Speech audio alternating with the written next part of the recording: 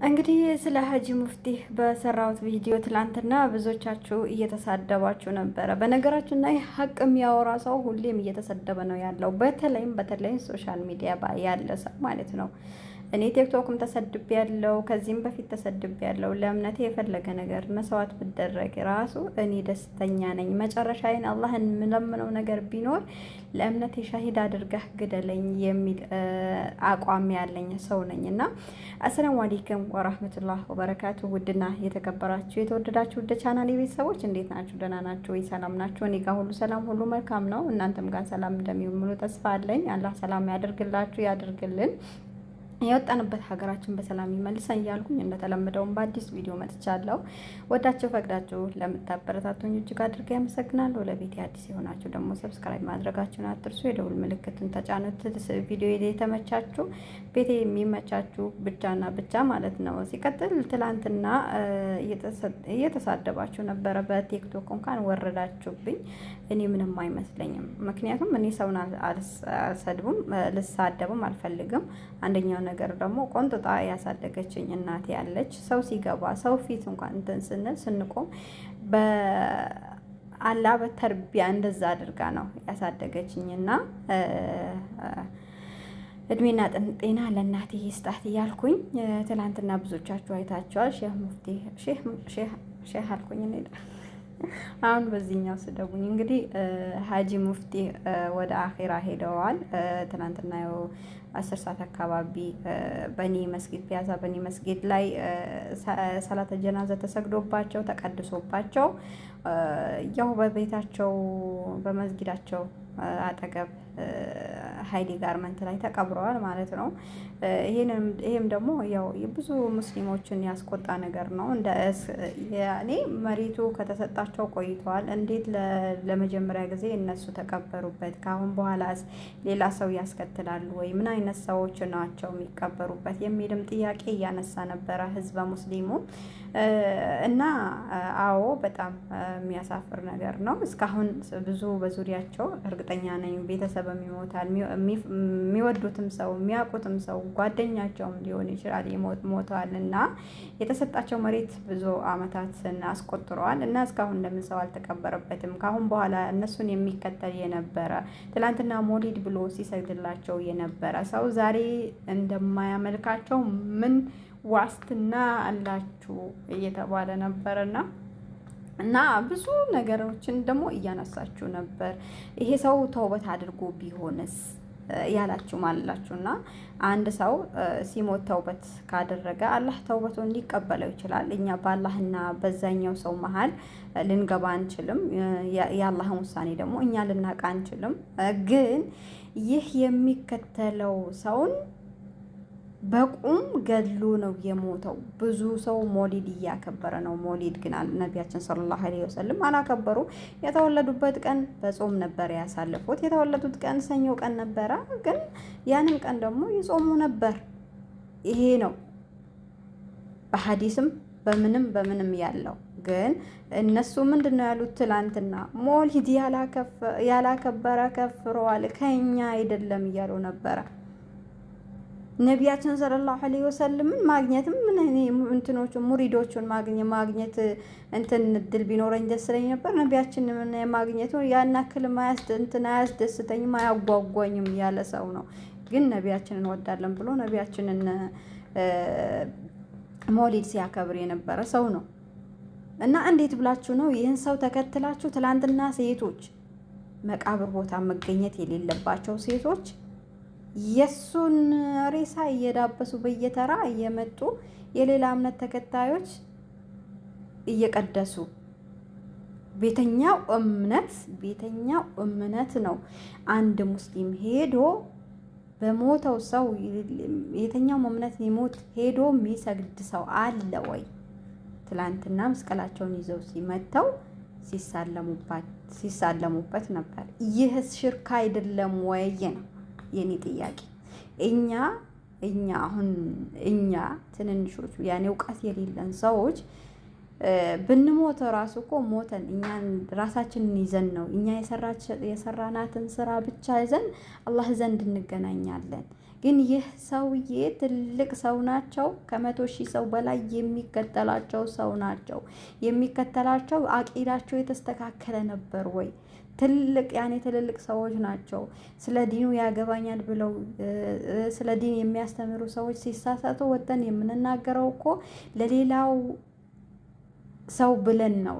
ለዛኛው እነሱ ለሚሰሩት ለነሱ አዝነን ሳይሆን እነሱን ለሚከተለው ሰው ብለን ነው እያወራን ያለ ነው። እና ብዙዎቻችሁ ስትንጫጩ፣ ስትሳደቡ፣ ስታከፍሩ፣ ስታወጡ፣ ስታወርዱ ለነበራችሁ ነው ይሄንን እያወራውኝ ያለሁት። እና ዲን እኛ ላናቅ እንችላለን። ምንም ስለ እምነት ስለ እውቀት ላይኖረን ይችላል። እምነት ላይ ግን የምትጨምሩት ነገር በጣም እኔ ደሜን ነው የሚያፈላኝ። ያልሆነ ነገር እየጨመራችሁ አህባሽ እንደዚህ ብላችሁ እየከፋፈላችሁ እስልምናን እንደፈለገ እንዲሆን እንዲያደረጋችሁ ያላችሁት እናንተ ናችሁ። እስቲ ውጡ። ትላንትና ለዚህ ሰውዬ ሊሰግድ የመጣ ለዚህ ሰውዬ ሊያለቅስ የመጣው እኔ ስገምት 700-800 ሺህ ይሆናል። ከሀይሌ ጋርመንት ፒያሳ መርካቶ እንዳለ ሬሳ ሊሸኝ የመጣ ሰው ነበር እና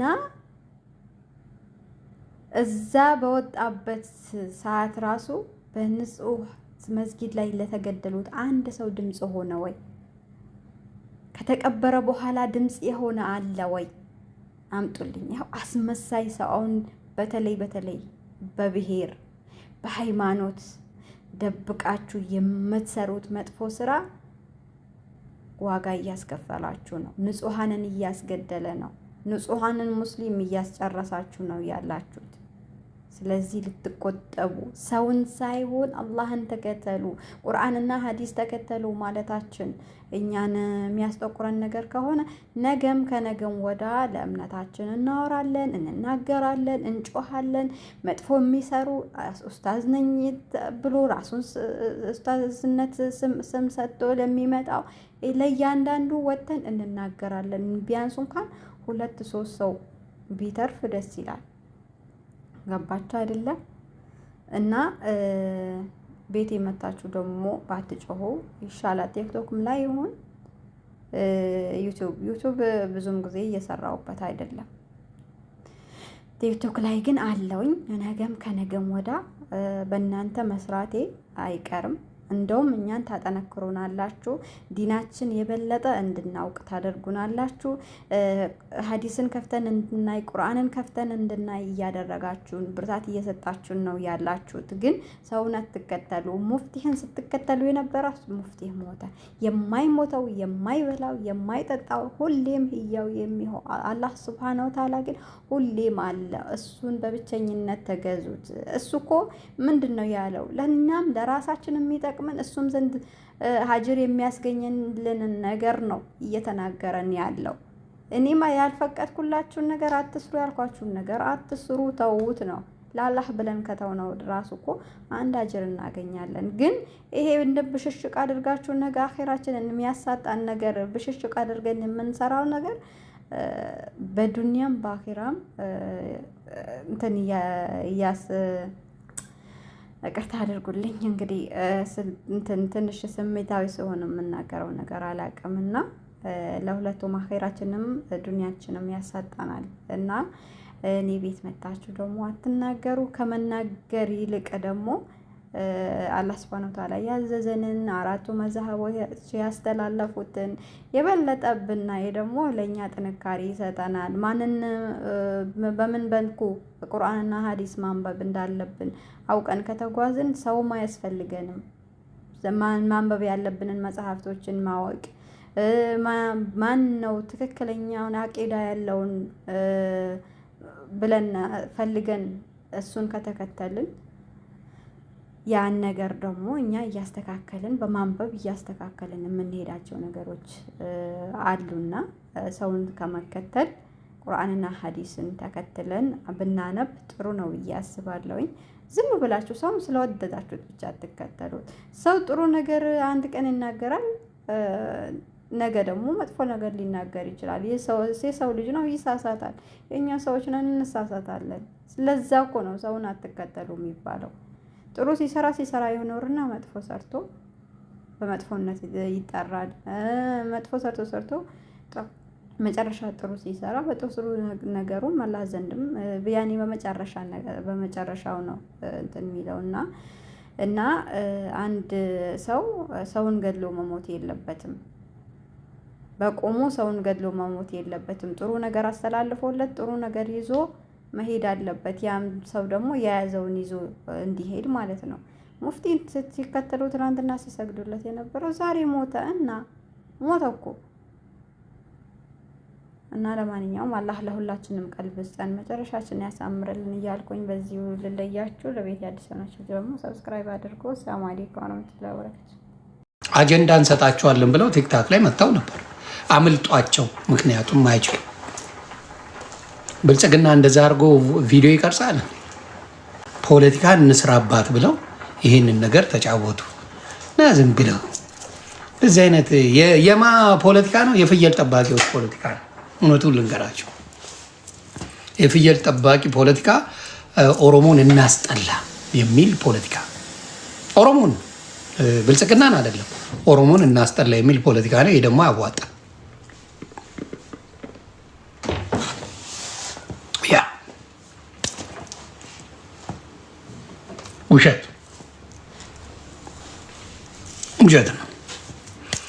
አሁን ገንዘብ ያሰባስባሉ ለዚች ልጅ ማደራጃ ይሉና ግሽልጥ ይሄን መስኪን አማራ ይገሸልጡታል። ስለዚህ የማይሆን ነገር ነው የሰሩት። እህታችንን መነገጃ ፖለቲካ መነገጃ ያደረጓት፣ ግን አይጠቅምም። እውነቱን ተናግሮ የመሸበት ማደር ነው አባቴ።